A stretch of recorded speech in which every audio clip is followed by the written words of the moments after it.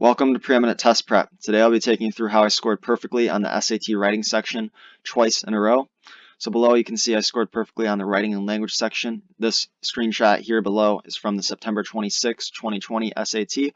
I also scored perfectly on the writing and language section of the September 23 of 2020 SAT. September 23, 2020 section of the SAT was a school day SAT, which is why I was able to take them so close to each other. All right.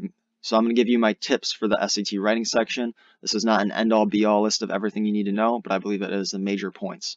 So you need to memorize your grammar rules. This means you need to know the types of sentences. You have to be able to differentiate between simple sentences, compound and complex sentences, and compound sentences. This means you need to be able to identify subjects and verbs. You need to understand subject and verb agreement, right? They have to agree in number. If you have a plural subject, you have to have a plural verb. If you have a singular subject, then you have to have a singular verb. So you need to know what different types of verbs are. You need to be able to differentiate their number, okay? You have to know where apostrophes go and where they don't go. This means you need to know the difference between it and its. This means you need to know possessives, right? If something owns something, then it needs an apostrophe. If it doesn't own it, then maybe it doesn't need an apostrophe. You need to pay attention to tense and number.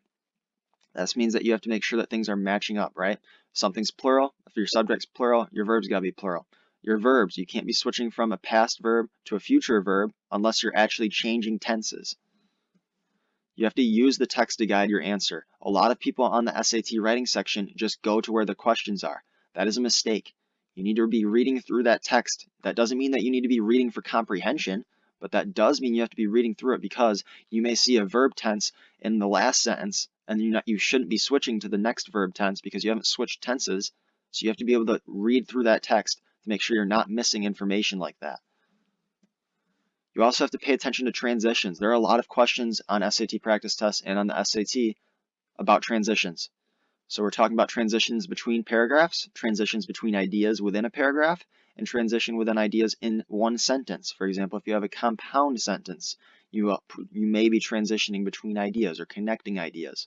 So you want to pay attention to not only transition words, but your punctuation around transitions to make sure that is correct as well. You have to pay attention to contrasts, right?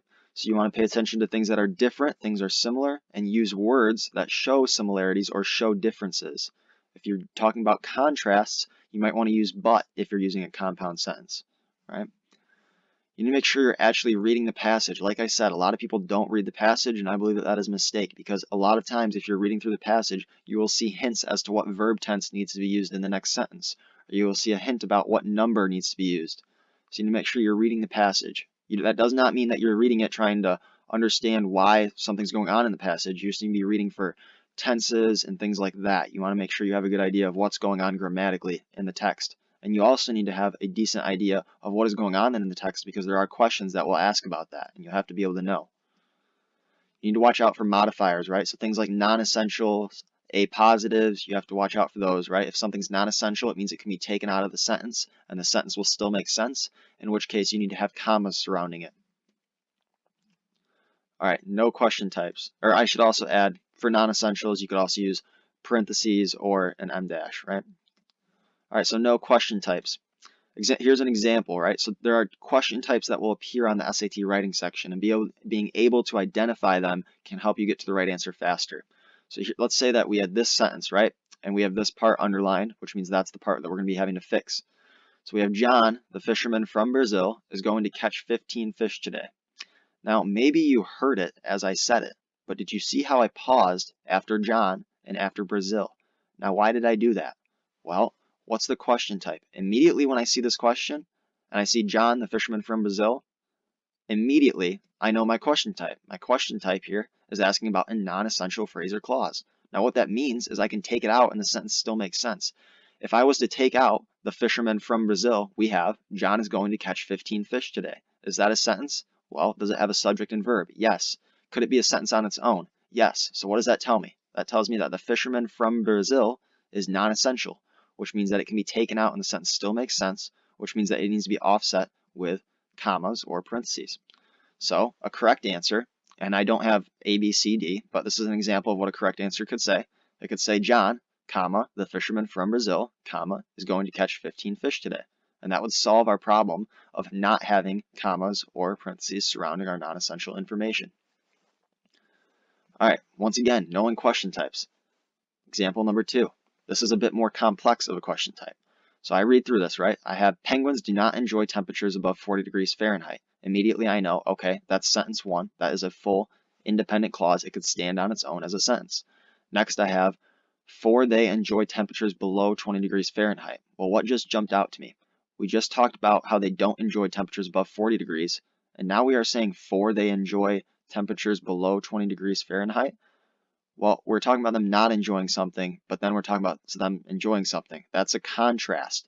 We don't want to use for to contrast. We want to use but to contrast.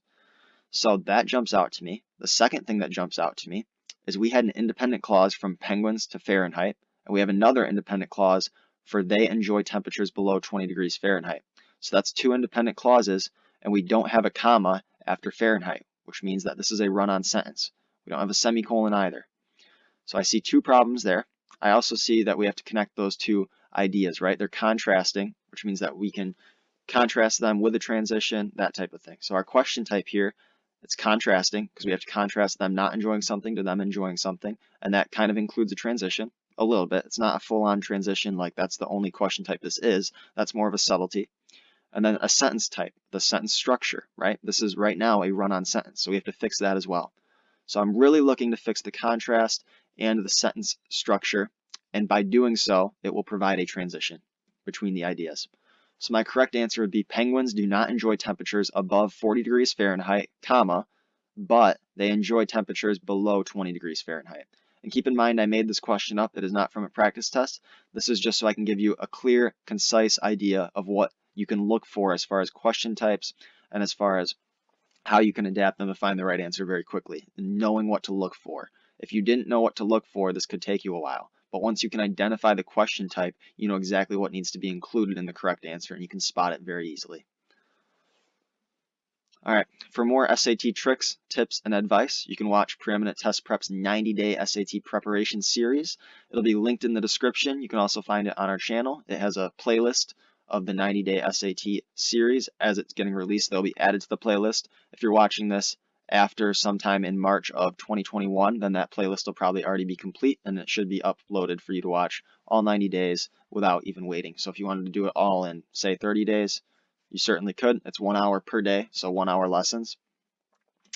So make sure to subscribe, like, and share. You can check out Preeminent Test Prep for SAT tips, tricks, and advice. We have tips for the reading section. We have tips for the math section as well. Like I said, link to the 90-day SAT series is in the description. We also have writing section, practice, test, answer explanations if you want to go watch those, since this is, after all, a writing tip video. We have the answer explanations to SAT practice tests 1 through 10, the writing sections. You can find those. It's a playlist of all 10, so you can go look for that as well if you want more tips. So thanks for watching, and have a good day.